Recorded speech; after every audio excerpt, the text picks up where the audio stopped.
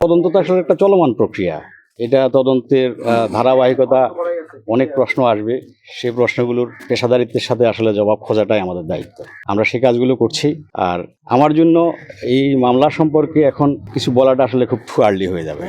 Basically আমি আসলে বুঝতে এসেছি, আর আপনারা আমি জানি এখানে থাকবেন, আপনাদেরকে এটুকু বলতে পারি যে মামলা একটা চাঞ্চল্যকর ঘটনা। এই মামলা নিয়ে সারা দেশে নানা রকম কথাবার্তা হচ্ছে। প্রতিটা কথাবার্তা আপনার সাক্ষ্য প্রমাণ সংগ্রহ করে সেগুলার যথাযথ জবাব দিয়ে মামলাটাকে একটা সঠিক পর্যায়ে নিয়ে আদালতে চার্জশিট দাখিল করে যাতে একটা সুবিচার হয়, আমরা সেই চেষ্টাটাই করছি। আলামত আসলে ধুয়ে ফেলার কিছু নেই। আলামত তো একটা ক্রাইম সিন, সেটাকে সংরক্ষণ করা আছে।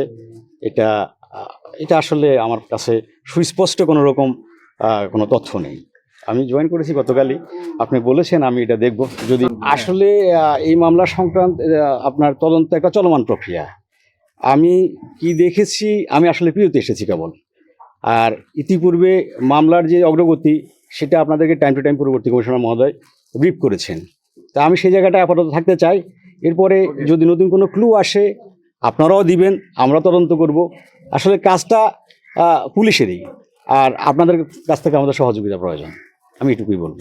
মাদক আসলে শুধু রংপুরের সমস্যা না, এটা শুধু বাংলাদেশ সোসাইটির প্রবলেম এই মুহূর্তে।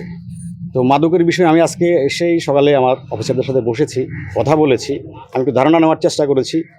তো মাদকের বিষয়ে আমার একটাই বক্তব্য থাকবে যে আপনারা আগামী এক সপ্তাহে, আমি সময় দিয়েছি সবাইকে, যে আপনারা ভিজিবল কিছু পরিবর্তন লক্ষ্য করবেন রংপুর শহরে।